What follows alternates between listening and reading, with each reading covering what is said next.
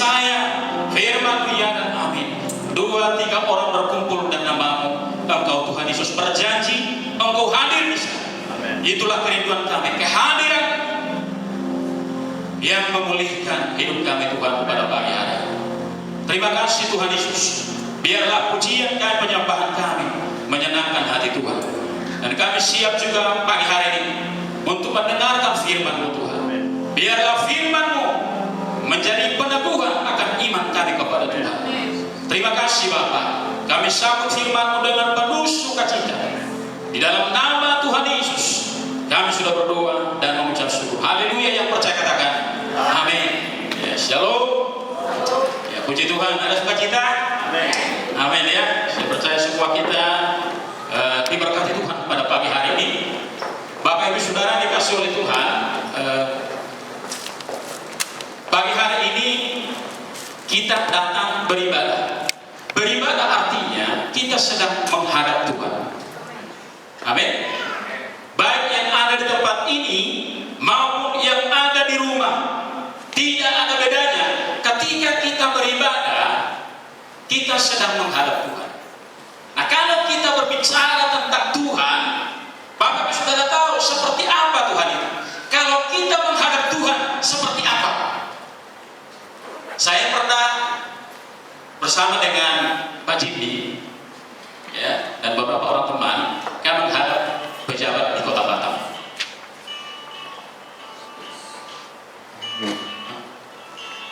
Ketika kami menghadap pejabat di Kota Batam, kami tidak berpakaian sembarangan. Kami tidak berpakaian sembarangan, kami berpakaian rapi. Sisir harus dirambut, rambut harus disisir, baju harus setrika, sepatu harus agak sedikit bagus. Nah, itu kalau menghadap pejabat, menghadap orang yang terkenal, menghadap orang yang sangat dihormati, kita punya sikap. Nah, bagaimana dengan Tuhan? Pagi hari ini kita katakan kita beribadah, kita sedang menghadap Tuhan. Amin. Tuhan Yesus janji 2-3 orang katanya kumpul dalam namaku, di situ aku ada. Bapak Ibu Saudara percaya Tuhan Yesus ada di sini? Amin. Amin. Kalau nggak percaya pulang aja kita. Ya pulang aja, nggak ada artinya kita beribadah kalau nggak ada Tuhan di sini. Ngapain kita kumpul-kumpul di sini? Ya kan? Tapi kita percaya ketika kita beribadah, Tuhan Yesus janji Dia hadir di sini. Amin. Ya kan? Jadi makanya sebenarnya kalau orang beribadah, sukacita seseorang beribadah itu tidak dipengaruhi banyak sedikitnya orang. Betul. Tidak dipengaruhi. Orang bisa beribadah kepada Tuhan dengan sukacita. Karena apa? Karena dia percaya walaupun dia sendiri beribadah, Tuhan Yesus hadir di sini. Yang diutamakan dalam satu ibadah adalah kehadiran Tuhan. Katakan amin. Amin. Kehadiran Tuhan. Nah, Tuhan Yesus sudah janji 2-3 orang berkumpul dalam namaku, Tuhan Yesus ada di situ. Kita sedang menghadap Tuhan, kita sedang menyembah Tuhan, kita sedang berhadapan dengan Tuhan. Tuhan yang begitu mulia, Tuhan yang penuh kuasa, Tuhan yang menciptakan langit, bumi dan segala isinya. Tuhan arsitek alam semesta. Kepada Dialah kita beribadah pada pagi hari. Amin. Jadi bagaimana Bapak Saudara? Bagaimana sikapmu ketika menghadap Tuhan? Nah, ini penting. Bagaimana sikapmu menghadap Tuhan pada pagi hari ini? Saya mengamati selama saya sudah bertobat sungguh-sungguh dengan Tuhan, beribadah. Ada berbagai macam sikap orang ketika beribadah kepada Tuhan. Ada berbagai sikap. Nah, kita pelajari apa yang dicatat di dalam Alkitab. Ketika kita beribadah, ketika kita menghadap Tuhan, bagaimana sikap kita? Nah, ini penting. Nah, saya rindu supaya coba kita buka dulu Doa Tawarik pasal 5 ayat 14.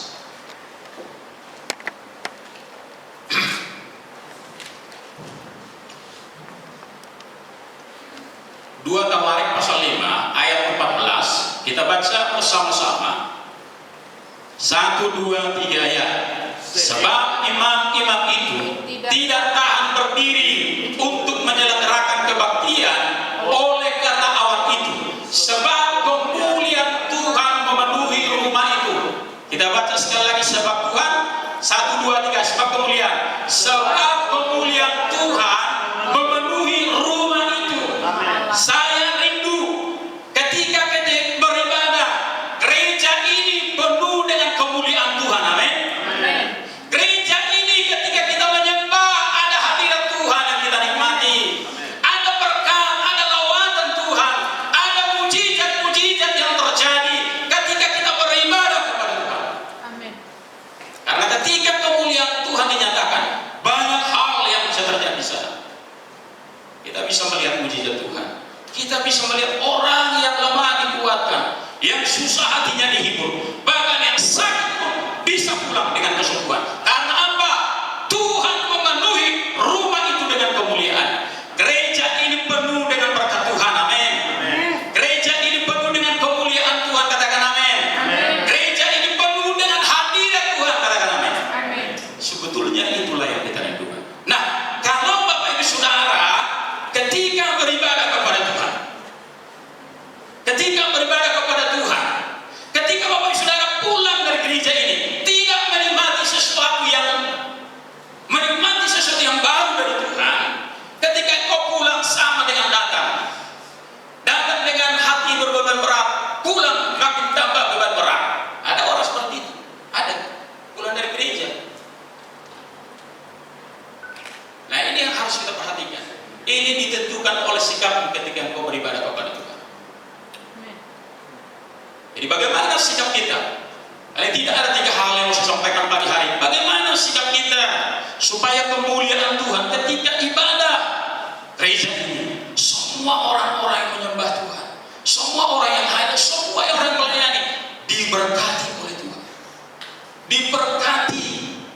Ada mujizat Tuhan, ada hadirat Tuhan, ada sukacita di tempat ini. Yang pertama, mari kita buka Mazmur 2 ayat 11. Mazmur 2 ayat 11. Kita baca bersama-sama. 1, 2, 3 ya. Beribadahlah kepada Tuhan dengan takut dan ciumlah kakinya dengan gemetar. Beribadahlah kepada Tuhan dengan takut. Takut akan Tuhan artinya menghormati Tuhan. Ketika engkau sedang beribadah di tempat ini, engkau tadi percaya ketika Tuhan Yesus bilang aku ada di situ, kau harus menghormati Tuhan. Kita harus hormat kepada Tuhan yang kita sembah. Amin. Kita harus memiliki rasa takut akan Tuhan. Makanya sebenarnya ketika orang beribadah, ya tidak boleh ada macam-macam di sini. Ya kan? Worship leader, hamba-hamba Tuhan tidak bisa melihat sikap hati kita ketika beribadah, tetapi Tuhan lihat sikap kita ketika kita beribadah, itu Tuhan lihat. Apakah kau sedang menghormati Tuhan atau tidak? Ya. Nah, kita lihat, saya melihat waktu dari City Harvest Database ini melayani, semua yang melayani musik itu ikut menyembah Tuhan, ikut menyembah Tuhan. Mereka mengikuti ibadah itu bukan sekadar hanya main musik, tapi mereka semua ikut menyembah, ikut memuji Tuhan. Ketika kita beribadah, kita harus memiliki rasa takut, hormat kepada Tuhan. Kita harus menghormati Tuhan dalam hidup kita. Amin. Nah, kalau tidak, akan lain ceritanya. Kalau sudah di gereja orang tidak takut lagi akan Tuhan, sudah tidak hormat kepada Tuhan. Kalau Tuhan aja kok kau hormati, apalagi hamba Tuhan. Percayalah, hormat kepada Tuhan, takut kepada Tuhan, pasti otomatis takut kepada orang-orang yang hamba-hamba Tuhan. Betul.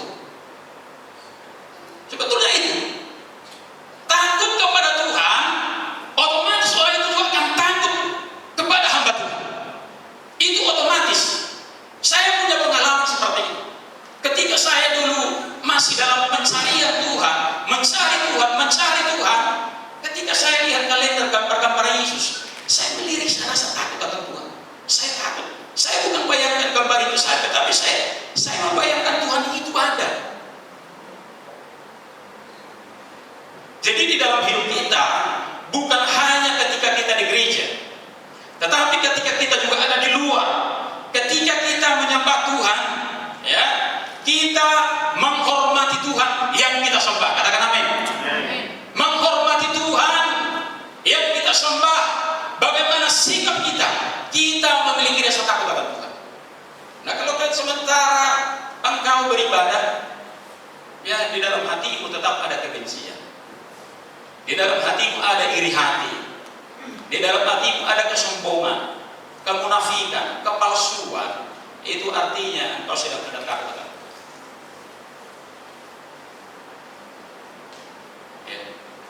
Ya, itu sebabnya ketika orang beribadah kepada Tuhan, bisa dia tidak menikmati apa-apa. Karena apa? Engkau sedang menyimpan sesuatu yang tidak bagus di dalam hidup. Hamba Tuhan, kami pelayan-pelayan Tuhan tidak bisa lihat hal itu, tetapi Tuhan lihat. Hanya ada orang bilang, sama ibadah itu, sama. Saya datang, nggak ada dapat saya apa-apa. Wah, ini masalah ini. Saya mau saya katakan begini. Saya waktu pertama kali datang ke gereja di HKBP, ya, di HKBP. Tahulah saya 2 tahun saya melayani di gereja tua. 2 tahun bagaimana mereka dengan Tuhan. Nyanyi pun nyanyinya itu nggak tahu dia, nggak tahu. Saya termasuk orang dalamnya. Tapi pada saat itu saya tetap memiliki rasa takut. Kenapa? Saya fokus pikiran saya adalah Tuhan. Fokus pikiran saya adalah Tuhan yang saya sembah, yang saya cari. Saya takut, saya menghormati Tuhan. Makanya ketika khotbah disampaikan, saya begitu menatap pendeta itu dengan sampai hari ini saya masih ingat khotbah. Kenapa? Pada masa itu saya begitu menghormati Tuhan, walaupun saya belum mengenal Tuhan dengan sungguh-sungguh. Jadi sikap kita beribadah, yang pertama, hormatilah Tuhan yang kau sembah. Amin. Saya tidak usah katakan panjang lebar bagaimana engkau sikapmu ketika engkau beribadah di tempatnya. Tapi itu menentukan kemuliaan Tuhan yang kau alami. Kalau tidak, engkau akan pulang sama seperti datang. Kalau Pak Jibi sering bilang, kami datang, kami pulang, tidak seperti kami datang. Artinya ketika kita berbeban berat, ketika ada persoalan, pulang dari ibadah, kita memiliki kelegaan. Karena Tuhan Yesus datang, dia bilang begini, datanglah kepadaku semua yang letih lesu dan berbeban berat, maka aku akan memberi apa? Kelegaan. Jadi ketika engkau datang sama Tuhan sebenarnya, ketika orang beribadah kepada Tuhan, maka beban berat yang ada dalam hidupnya itu diangkat oleh Tuhan sehingga mengalami kelegaan di dalam hidupnya. Sehingga ketika pulang dia dari gereja, dia sukacita. Bukan hanya pulang dari gereja, tetapi ketika dia beribadah di rumah pun, orang itu mengalami hadirat Tuhan, dia mengalami sukacita, ada kelepasan yang terjadi. Kenapa? Sebenarnya beribadah itu bukan kolektif sebenarnya. Hubungan dengan Tuhan itu bukan kolektif. Hubungan dengan Tuhan itu pribadi. Katakan amin. Kalau engkau katakan ibadah itu kolektif, maka ketika tidak ada orang kau tidak beribadah. Jadi hubungan dengan Tuhan itu personal, pribadi. Ketika engkau pun rame-rame di sini beribadah kepada Tuhan, engkau sembah Tuhan, itu pribadimu dengan Tuhan yang pada hari itu hadir di sini. Jadi miliki sikap hati, hormat kepada Tuhan. Hormatilah Tuhan yang kita sembah. Amin. Ya, dia yang patut dihormati. Nah, saya katakan seperti ini. Kalau Bapak Ibu Saudara masuk bukan ke rumah orang, kalau pakaian saudara itu sembrono, pasti Bapak Saudara kan mungkin akan tidak disambut dengan baik. Sikap saudara pun aneh kalau datang ke rumah orang. Contohnya mukanya kan lain-lain, itu Bapak Saudara tidak akan disambut. Mungkin disuguhkan pun air minum bukan. Ngapain pakai sini kok begini? Tapi kalau Bapak Saudara datang menghadap seseorang dengan sikap yang benar, ya mungkin saja akan dikasih air putih paling sedikit. Ya kan? Nah, jangan, nanti makan dulu, kita potong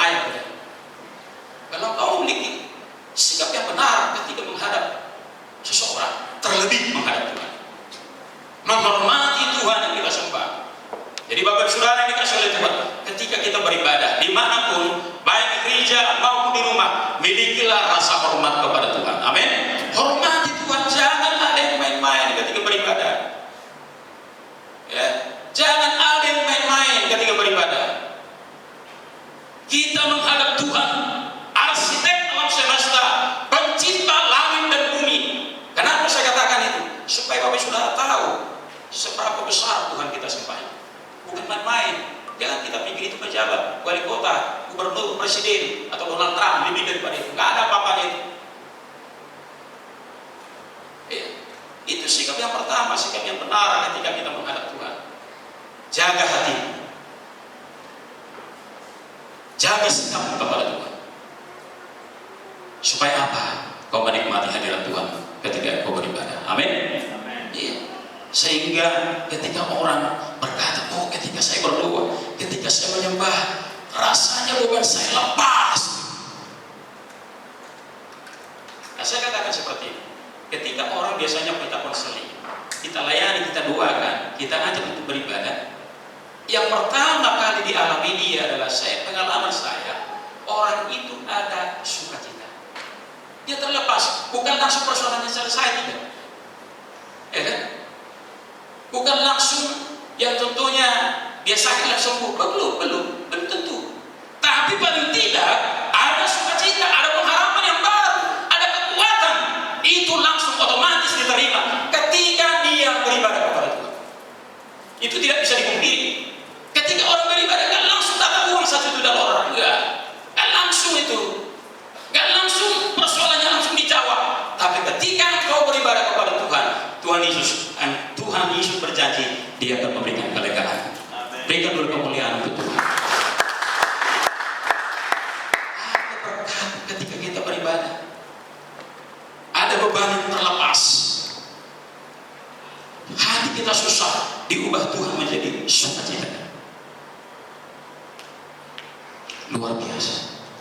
Jadi itu sikap yang benar. Yang pertama, milikilah sikap takut akan Tuhan. Kita buka dulu tadi kembali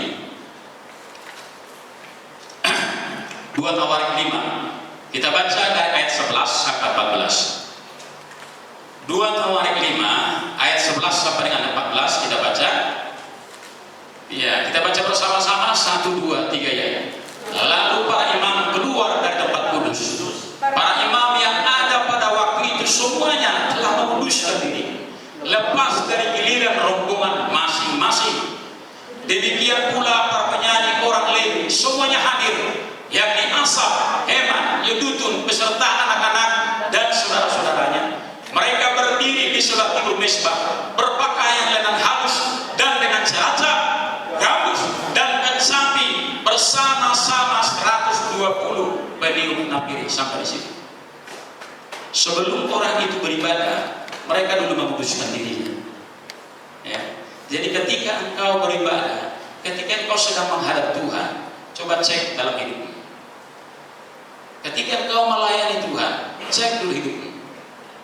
Adakah hal-hal yang bertentangan dengan kemauan Tuhan ketika engkau beribadah? Contohnya begini, kalau saya merasa tentunya tetap ada kebencian di hati saya ketika saya memimpin puji-pujian, saya tidak suka, saya ada sesuatu tidak baik di pandangan Tuhan. Kalau itu tetap saya pelihara, percayalah, ketika engkau memimpin puji-pujian, engkau sedang tidak melakukan apa yang benar di mata Tuhan. Ya. Mari kita menguduskan diri, artinya apa? Ampuni, minta ampun sama Tuhan. Kalau ada, mari selesaikan itu. Amin. Iya, kekudusan itu penting. Ini berpakaian lenan halus, semua termasuk pakaian juga. Saya terus terang saja katakan, cara berpakaian juga para pelayan-pelayan di sini itu perlu diperhatikan. Ya, ini saya sampaikan, ini termasuk pakaian itu diatur. Cara berpakaian perlu diperhatikan. Jangan sampai pakaian itu mengundang hal-hal yang lain. Roh jahat bisa bekerja. Amin. Amin yang melayani Tuhan. Iya. Kalau engkau takut kepada Tuhan, maka bukan hanya sikapmu, tapi juga cara berpakaianmu. Saya sudah sampaikan tadi, ketika kami menghadap seorang pejabat, para berpakaian kami juga kami perhatikan.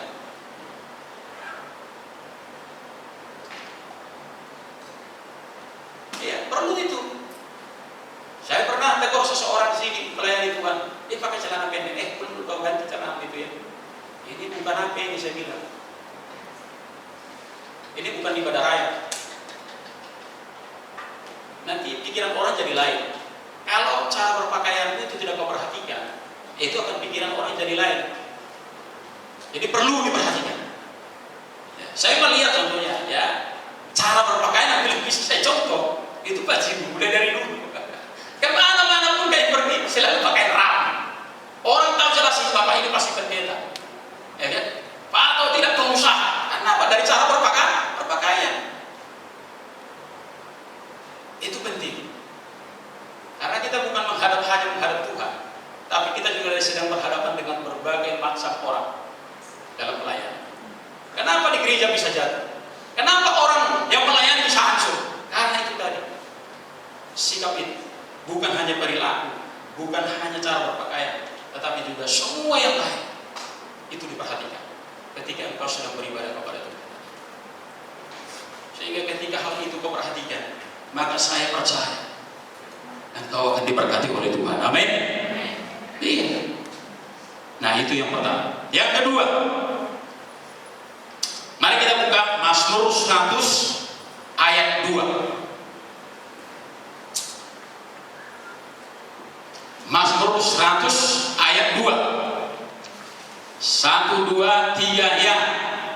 Beribadahlah kepada Tuhan dengan sukacita, datanglah ke hadapannya dengan sorak-sorai. Beribadahlah kepada Tuhan dengan sukacita, datanglah ke hadapannya dengan sorak-sorai. Jadi ketika kita menghadap Tuhan, Tuhan mau supaya kita bersukacita. Amin. Wah, luar biasa ini. Kalau Bapak Saudara menghadap orang dengan buka cemberut, pasti orang itu ini kenapa ini? Rupanya itu juga berlaku juga sama Tuhan. Kalau kita menghadap Tuhan, kita harus beribadah dengan sukacita. Amin. Makanya di pelayanan kita di tempat ini ada namanya lagu sukacita. Nah, itu dia bukan himne semua. Ya. Ada pernah saya ikut satu gereja, tak ada sukacita di situ, yang ada himne. Lagunya pun nggak tahu, himne semua.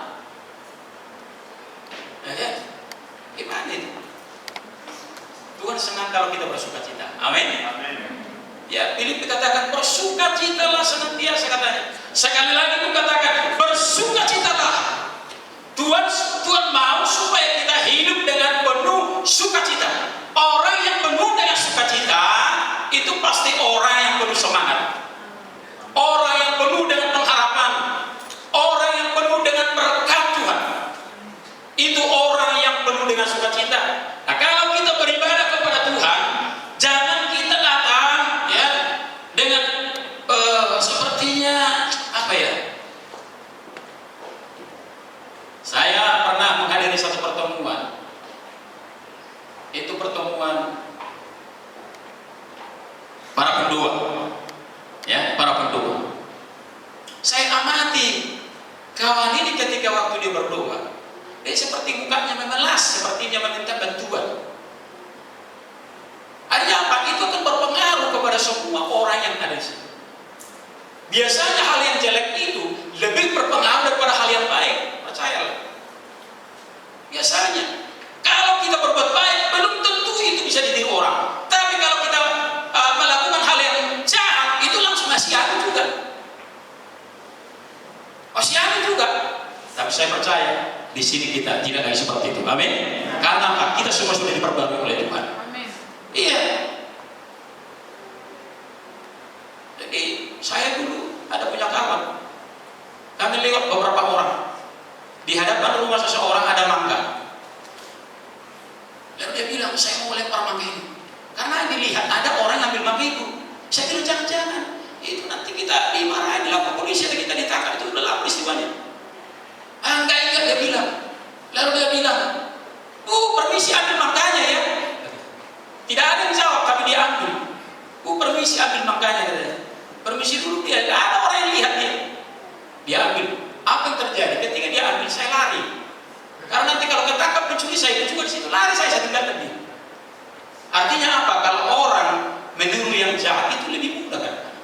Asihani juga kayak gitu. Asihani juga malas kok. si anu juga nggak ini, itu gampang itu diterima. Ya. Contoh si anu juga nggak bayar perpuluhan si anu, nah saya juga, itu gampang orang menilai itu.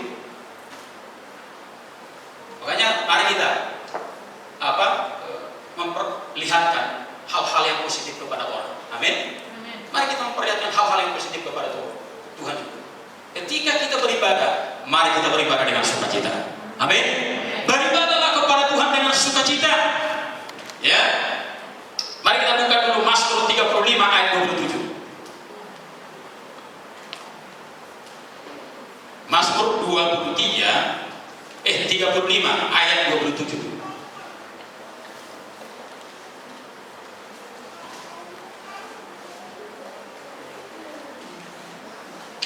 Kita baca bersama-sama 1, 2, 3 ya. Biarlah bersorak-sorai dan bersukacita orang-orang yang ingin melihat aku dibenarkan. Biarlah mereka tetap berkata, Tuhan itu besar, Dia menginginkan keselamatan hamba-Nya.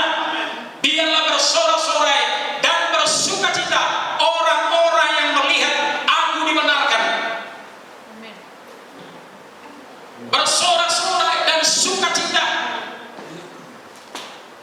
Kalau Bapak Saudara baca di Alkitab, ada banyak hal dikatakan bersorak-sorai kepada Tuhan, bersorak-sorai, bersukacitalah. Paulus katakan tetaplah bersukacita.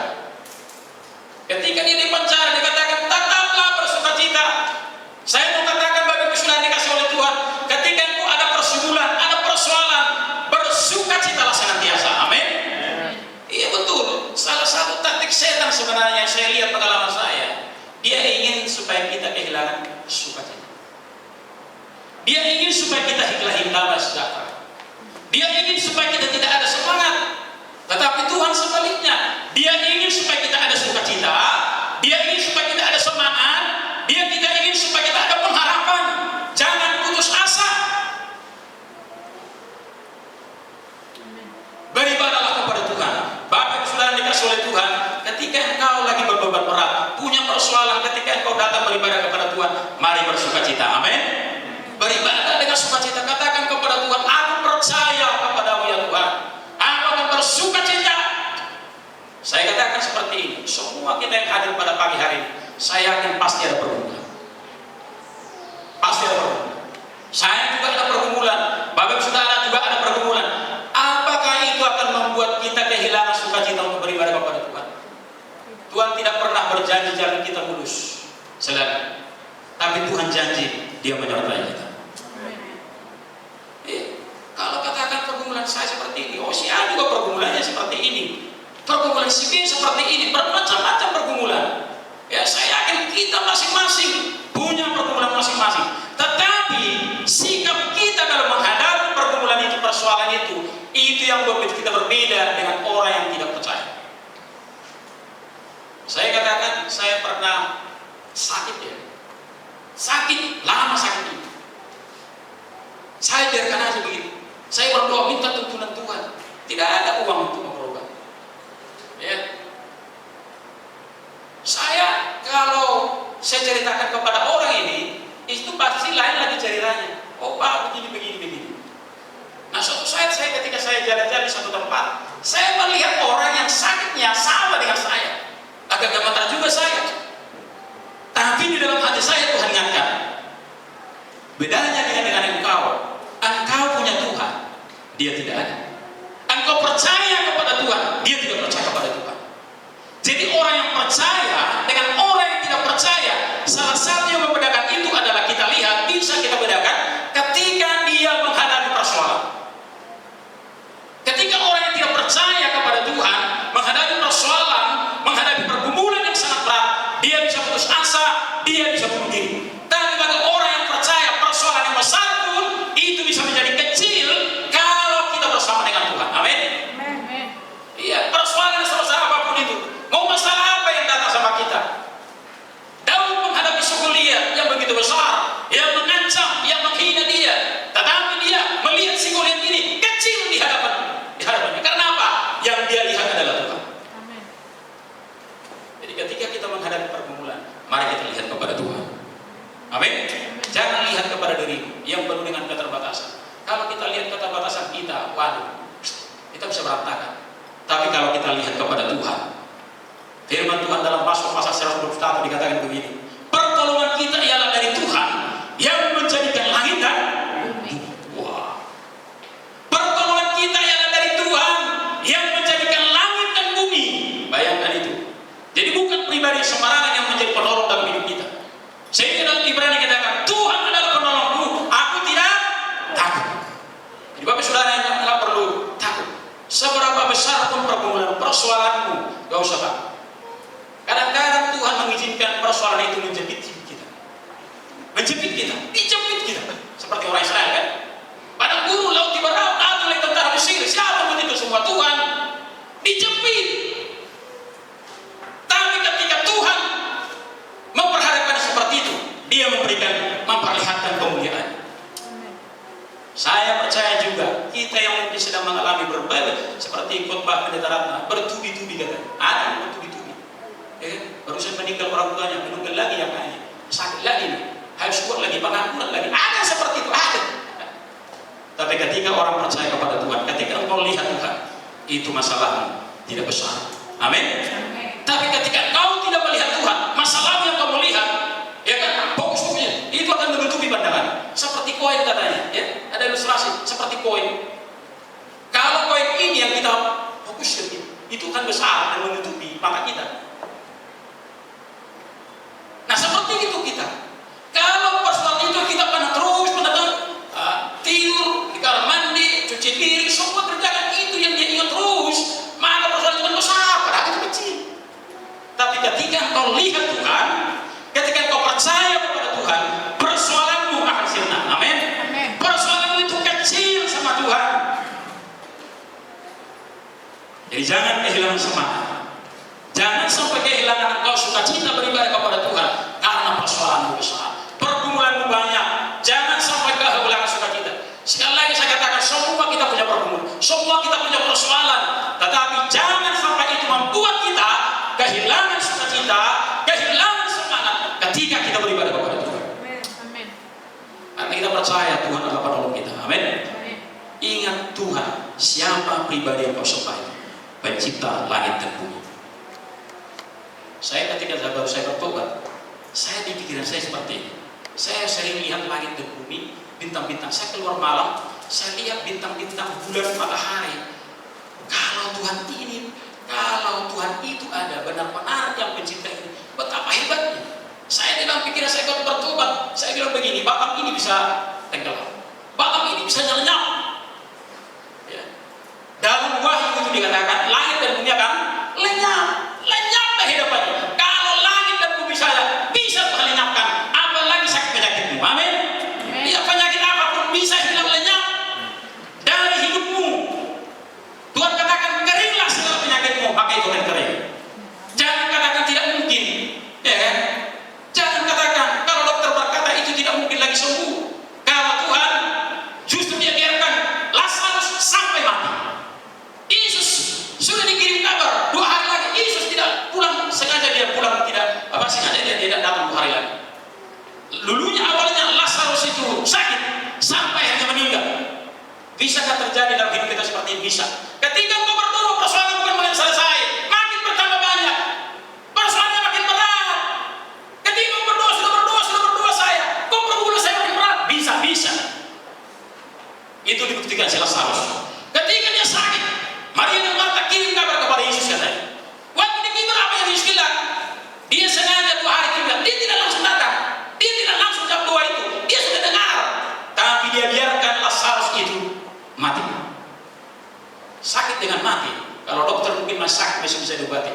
Tapi kalau sudah mati, itu saya sudah layak. Tapi itu bisa Tuhan izinkan terjadi.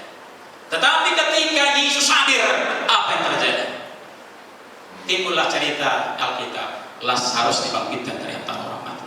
Amen. Apa yang tidak mungkin bagi manusia, kata Alkitab, itu mungkin bagi Tuhan. Saya pernah menyampaikan satu firman Tuhan, ada orang yang satu keluarga yang melayani, usaha bisnis mereka sudah mati.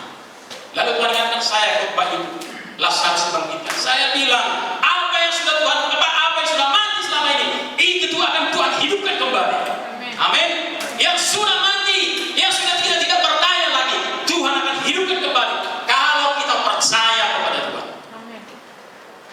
Bapak saudara yang kasih oleh Tuhan, jangan sampai kau dengan sukacita, ya semangat beribadah kepada Tuhan, tidak ada gairah untuk beribadah, tidak ada sukacita karena kau banyak pergumulan. Sekali lagi saya katakan, datanglah kepada Tuhan dengan sukacita. Amin.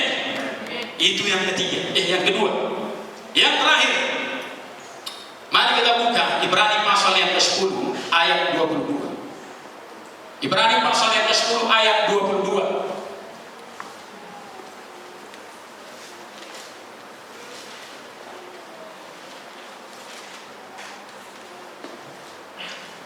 Kita baca bersama-sama 1, 2, 3 ya. Karena itu, marilah kita menghadap Allah dengan hati yang tulus ikhlas dan dengan keyakinan iman yang teguh. Karena hati kita telah dibersihkan dari hati nurani yang jahat dan tubuh kita telah dibasuh dengan air yang murni. Yang ketiga adalah kalau Bapak Ibu Saudara datang beribadah kepada Tuhan, datanglah beribadah dengan hati yang tulus. Katakan hati yang tulus. Hati yang tulus, yang murni, artinya memang benar-benar kau datang ke gereja, kau ingin menyembah Tuhan, kau ingin memuji Tuhan, kau ingin meninggikan Tuhan di dalam hidupmu. Itu artinya tulus. Kalau contohnya engkau membantu orang tulus bukan karena kau ada maunya dari orang itu artinya tulus. Saya bantu kamu karena memang saya tulus untuk membantu kamu. Saya tulus memberi, saya tulus untuk melakukan ini. Ketulusan itu sangat penting. Kalau Bapak Saudara beribadah kepada Tuhan juga, hal yang sama juga. Engkau beribadahlah dengan hati yang tulus. Amin. Iya, bukan ada motivasi-motivasi yang lain. Nanti saya beribadah kepada Tuhan supaya doa saya dijawab oleh Tuhan. Ketika doa belum dijawab oleh Tuhan, engkau akhirnya apa? Lemah, tidak beribadah. Tuhan ciptakan kita. Saya mau katakan sampai Tuhan Yesus datang kedua kalinya, persoalan kita tetap ada. Hanya di surga tidak ada persoalan. Kalau selama kita masih ada di dunia, tetap sampai mati pun kita pasti tetap ada persoalan. Seperti almarhum dulu, Pak Tarigan bilang, dia kesaksian. Saya waktu saya masih ini, saya bergumul untuk pekerjaan. Saya bergumul, udah diberkati, begini lagi. Sudah punya anak, bergumul lagi nih, bergumul lagi untuk cucu semua. Sampai mati tetap ada pergumulan. Ya. Sampai kita mati, ketika kita ada di surga, baru di situ ada sukacita yang penuh. Tidak ada lagi pergumulan, tidak ada lagi air mata, kata Wahyu. Tidak ada lagi penderitaan di sana. Yang ada adalah sukacita. Katakan amin. Iya, beribadahlah kepada Tuhan dengan tulus, ikhlas dan penuh iman. Jadi ketika engkau beribadah kepada Tuhan, engkau harus mempercayai Tuhan. Engkau harus mempercayai Tuhan. Tuhan ada di situ. Firman Tuhan katakan, jika seorang berbalik kepada Tuhan, ia harus percaya bahwa Tuhan itu ada. Bayangkan itu sangat penting. Ia harus percaya bahwa Tuhan itu ada. Ada Tuhan ada. Dan bahwa Allah memberi upah katanya kepada orang-orang yang sungguh-sungguh mencari Dia. Kita harus mempercayai Tuhan. Kita harus mempercayai janji-janji Tuhan ketika kita beribadah.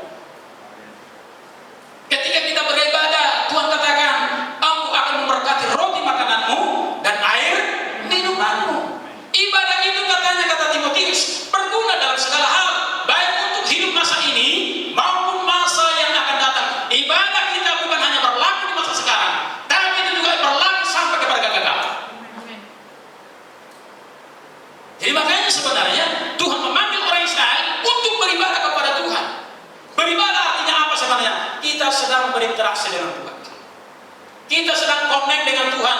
Kita sedang mencari relasi yang intim dengan Tuhan. Itu arti beribadah. Dan sekali lagi saya katakan, ibadah itu sebenarnya bukan arti kolektif.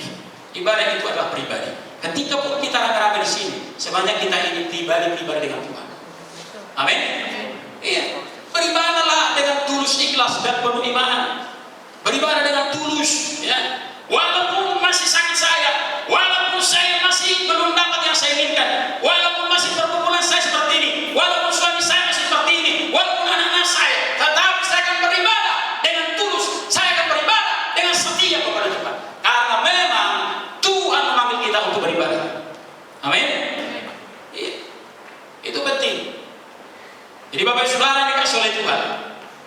Saya rindu supaya 2 Tawarik pasal yang kelima ayat 14 itu dikatakan, maka rumah itu penuh dengan kemuliaan Tuhan. Bahkan di dalam ayat dikatakan di situ bahwa sampai imam yang tidak tahan berdiri di situ karena kemuliaan Tuhan ada di situ. Bayangkan, kalau kemuliaan Tuhan ada di sini, saya yakin ada sesuatu yang luar biasa. Bisa orang yang sakit langsung sembuh, bisa orang yang punya pergumulan langsung terlepas. Makanya saya ini terakhir kesaksian saya tonton di salah satu media sosial. Ada salah satu hamba Tuhan, gereja ya, ada 2 gereja. Saya tonton kalau beribadah, ketika firman Tuhan disampaikan, apa yang terjadi? Semua jemaatnya, amin, haleluya, amin, I receive, saya terima. Saya katakan pagi hari ini, apakah Bapak Saudara terima firman Tuhan? Terima nggak? I receive, katanya, saya terima. Mereka meloncat-loncat di kursi. Kursi ini belum ada yang meloncat saya. Bahkan dia suruh meloncat, malah dia tertidur dia. Banyak kali ngomong katanya. Jangan seperti itu. Amin. Mari kita beribadah dengan sukacita, terus semangat. Saya yakin, saya ingin sampaikan begitu. Kalau ada orang di sini beribadah ketika mukanya lain, pimpin pujian pun itu berpengaruh. Bisa. Kenapa kok Bapak itu tengoknya saya? Yang ditengoknya saya atau bagaimana? Berpengaruh. Tapi kalau orang-orang semangat di sana langsung, haleluya, padilah suka cinta kalau loncat, tolong jaga di situ dia. Jangan sampai meloncat ke kamar mandi atau kemana. Tolong jaga di situ. Karena pas saking semangatnya, orang yang bersemangat itu bisa mempengaruhi. Ya ada. Bapak Saudara yang dikasihi oleh Tuhan, 3 hal ini. Sikap kita yang benar dalam kita beribadah. Saya percaya ketika sikap kita beribadah kepada Tuhan, maka kemuliaan Tuhan, hadirat Tuhan akan kita nikmati. Amin. Mari kita berdoa. Bapa di surga, terima kasih Tuhan untuk firman-Mu yang sudah berbicara bagi kami pada pagi hari ini. Kami percaya Tuhan Yesus, Engkau kami sembah, Engkau yang kami agungkan, yang kami tinggikan di tempat ini Tuhan, yang sudah berbicara bagi kami lewat firman Tuhan pada pagi hari ini. Biarlah kami semua pulang membawa berkat, ada pembaharuan di dalam sikap kami ketika beribadah kepada Tuhan. Tuhan Yesus, terima kasih Bapa, menerangkanlah firman-Mu dalam hati kami. Terima kasih Bapa. Ini doa kami, syukur kami. Bagimu segala pujian, hormat dan kemuliaan Tuhan sampai selama-lamanya.